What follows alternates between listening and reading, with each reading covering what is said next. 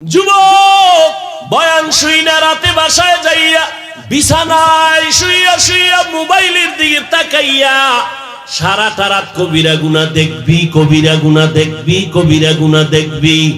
ফজরের আজানের আগে হঠাৎ করে ঘুমের চাপ আসবে, শয়তানে বাতাস দিবে, তাড়াতাড়ি ঘুমাও।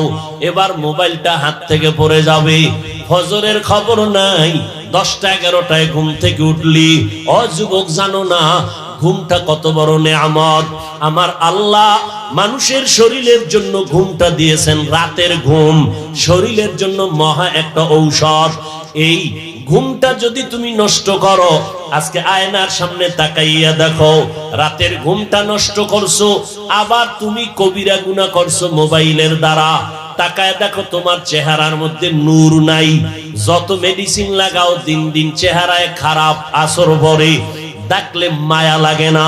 তোমার কিডনির উপরে আঘাত। ঘুম নাই তো তোমার শরীর দুর্বল, চোখের পাওয়ার কমতেছে, হার্টের উপরে গিয়া আক্রমণ করতেছে। তোমার এই মোবাইলের কারণে, রাতের ঘুমটা নষ্ট করার কারণে তোমার হার্ট দুর্বল হয়ে যাইতেছে। লেখাপড়ায় মন বসে না, ব্যবসায় মন বসে না। কত চালাক যুবকেরা এই মোবাইলের আপন বানাইয়া মা বাবার সাথে বেয়াদবি করেছে। এই মোবাইলটারে কলিজার আপন বানাইতে গিয়া আলেম মুরব্বী শিক্ষকের সাথে বেয়াদবি করেছে। অনেক যুবকের খবর আমার জানা আছে, মোবাইলে চালাইতে চালাইতে এখন রাস্তায় অর্ধুলাঙ্গ হইয়া পাগলের মতো ঘুরে।